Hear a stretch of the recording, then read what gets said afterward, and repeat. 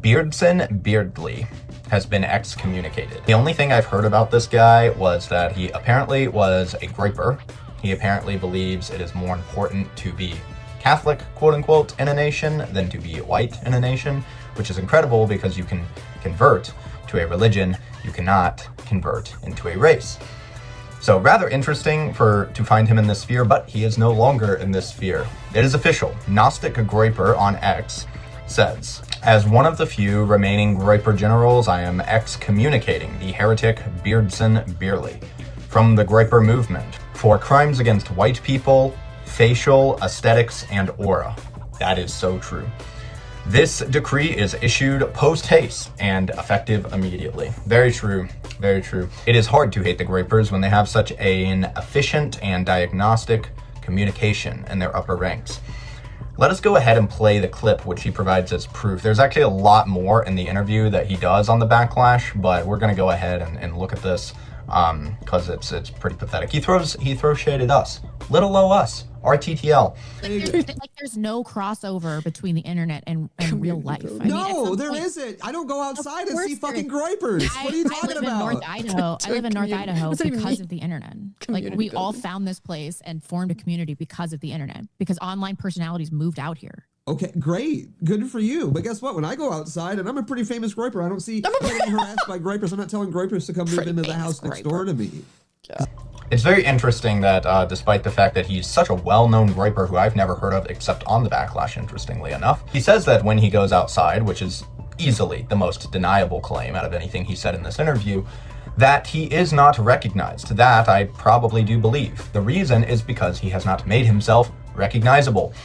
Hey, Beardly, there's a lot of people who post way edgier stuff on the internet. I just got Twitter literally yesterday. I scrolled through the feed, which was not tempered to any particular audience. And not only did I see like slaughters and wars and everything you would see on the news except without all of the censorship that would be necessary to hide my eyes and protect my feelings, I also saw edits from World War II and the wrong side of World War II that are far more based than anything you could ever post.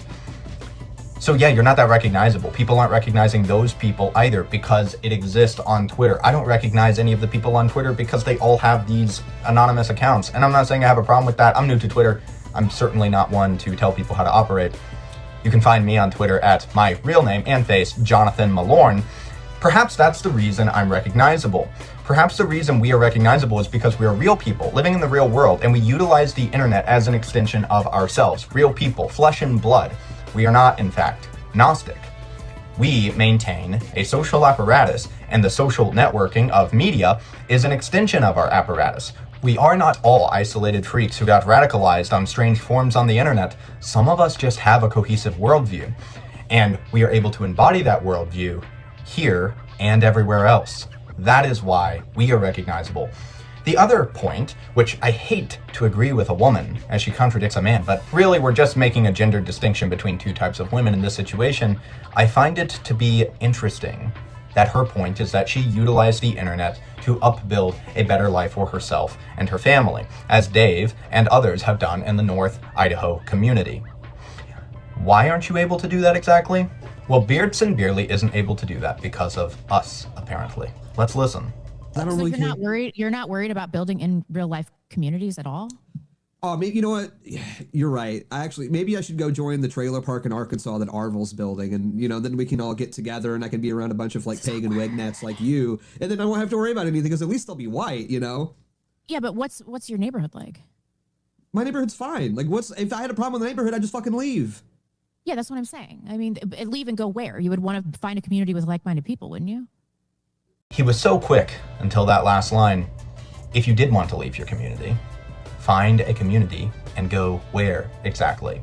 There are increasingly less places for us to go.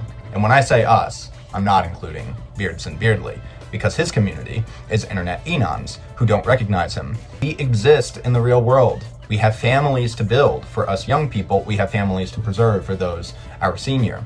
We have culture to uphold. And since there is nothing to conserve, we must build it. And where are we going to build that? On the almighty internet? With the power of AI oligarchs? I don't think so. If you are afraid at this point to be recognizable and to actually do something, then your time on the internet is not particularly well spent.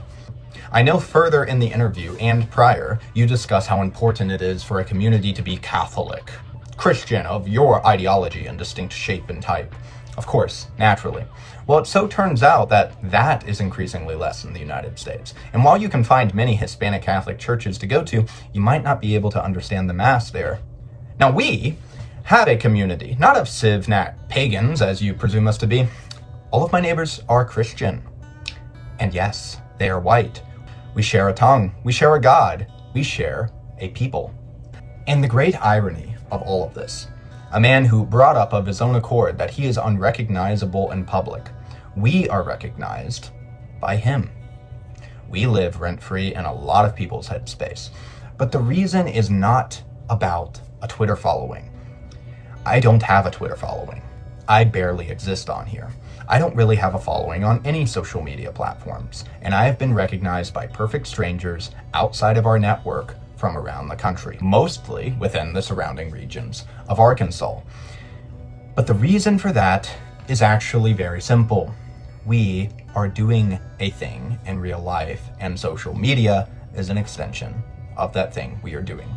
You play video games and promote that as a part of the movement. You promote ideology, which includes mostly non-European people. You simply just aren't that remarkable, Beardson Beardly. And the aesthetic critique is rather true as well. But I would never. And that is the full breakdown.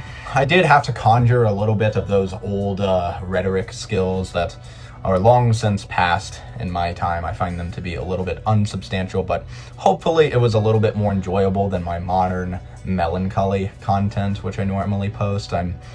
People say I take things a little bit too seriously, and that's probably true. Nothing is really that serious. But hopefully you got a laugh. I thought it was pretty funny. I appreciate the backlash for hosting. I know it was not a fun interview for a lot of them, but I really enjoyed watching it. I hope we have more interviews like that in the future. Shout out to Rebecca and Dave. They're great people. Love them a lot. Watch the show. They're doing a great thing. You know, we have a lot of grapers here, believe it or not. Some grapers do things. This is not an attack on all grapers. There's a lot of grapers building community. There's a lot of grapers who live together. There's a lot of grapers who live with us. And I think that that's very cool. I think it's great to see that we are able to reach bridges, even though we have a slightly different technique of approaching how we're going to, make our goals a reality. So good on them. Good on Gnostic Groiper. You've gained a follower today. Don't know much about this whole internet landscape. I'm sure you're a great account, but you got my follow. So sounds really good. And I hope all of you who are in Christ have a blessed day.